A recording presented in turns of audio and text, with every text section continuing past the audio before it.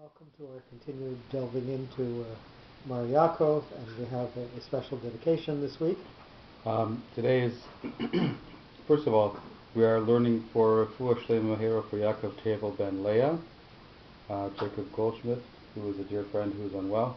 We wish him Mamash Refuah Shlema Hero min Hashemayim. So we're learning his Sut. And also we are learning today, April 23rd, 2018, there was what appears to be, or potentially has been, a terrorist attack in Toronto, certainly an accident of massive casualties. So we are learning for Rachamim, for mercy from the heavens, for those who have lost loved ones, so they should have mercy and comfort. For those who have been injured, they should have a Refuah Shlema Hera. For those who are traumatized, that they can find a way back to calm and happy and joyous. Today was the first sunshiny day in a long, long time. You had to feel like the sun was taken from us. So for those who feel that way, that the sun should return to their lives, Kadosh Baruch Hu should protect all of his children, the Jewish ones, the non-Jewish ones, and the day should come speedily. We truly have the peace that has been promised for so many centuries, the peace around the world that all can enjoy. May it happen speedily in our days. Amen. Jeff, The words, Amen, and we'll learn both for Refuah Shlema and for Nechama Shlema and for Aliyat Neshamot. Amen. Last week we read the double parsha of Tazria Mitzorah, and if you speak to anybody who is a Balkore about specifically Tazria, one of the challenges is you have the phrase Vira'ah HaKohen or Vira'ahu HaKohen, and the Kohen will see, or the Kohen will see the Mitzorah, will see him or it, the lesion, and there are great variabilities about the cantillation of these words. They appear with 4 or 5 different sets of reading notes.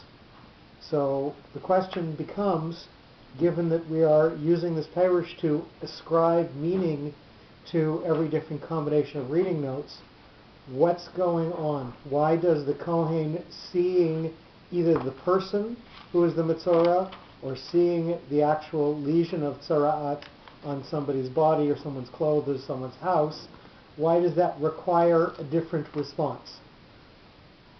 And in order to understand that, we need to understand a little bit about what tzara'at is and how tzara'at is defined. So tzara'at is not a physical lesion but a spiritual lesion, and the Kohen is in charge of declaring that this in fact exists.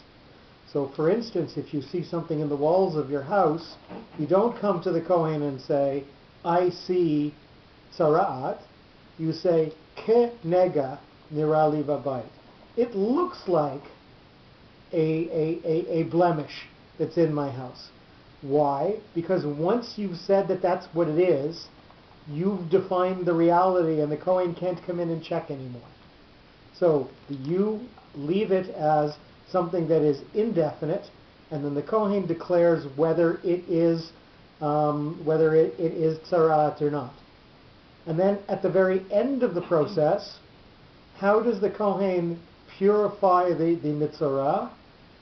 The Mitzorah comes to Petach Ohel Moed. He comes literally to the gate.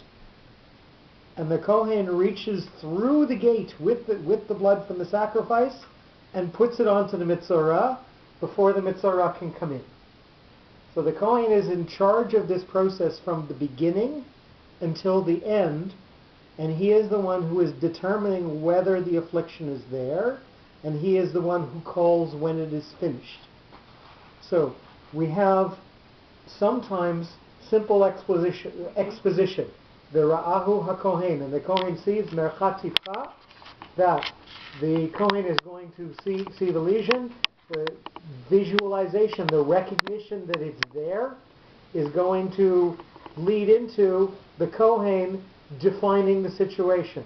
So we have the Mercha, which is lightly connected to what's going forward, but mostly leading on to what's going to go on, Vira'ahu.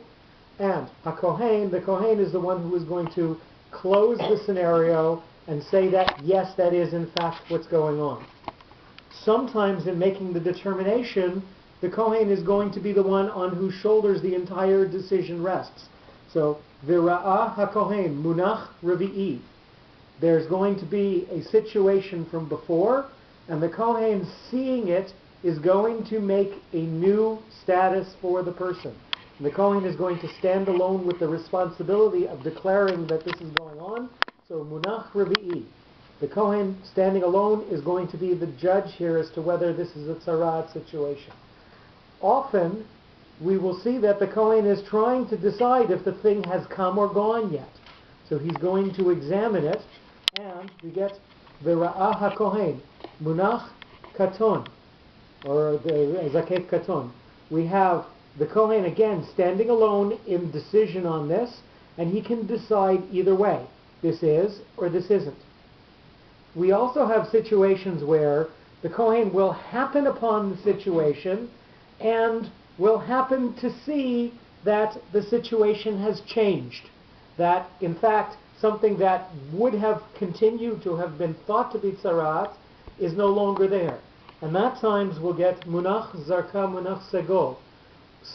Segol always is related to Segula, is related to divine providence, is related to the fact that something has come from the heaven. If it should so happen to be that the Kohen sees that there is this type of a hair in the lesion, then the lesion is cured. And it just happened that the Kohen was there to see it.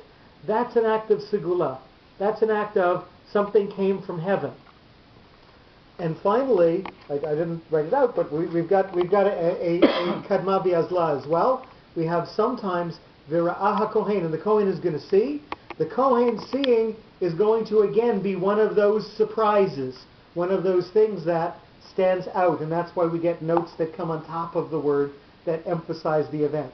So, a parsha that has the same phrase with the either similar or the exact same words appearing with different cantillation notes, and each of them telling part of the story, because the Kohen is the decision maker here, and sometimes it's happenstance, and sometimes it's planned, and sometimes it's the Kohen's responsibility, and sometimes it's the Kohen's decision one way or the other. So we'll pause for a minute, and then we'll continue with this week's shiur. Go ahead.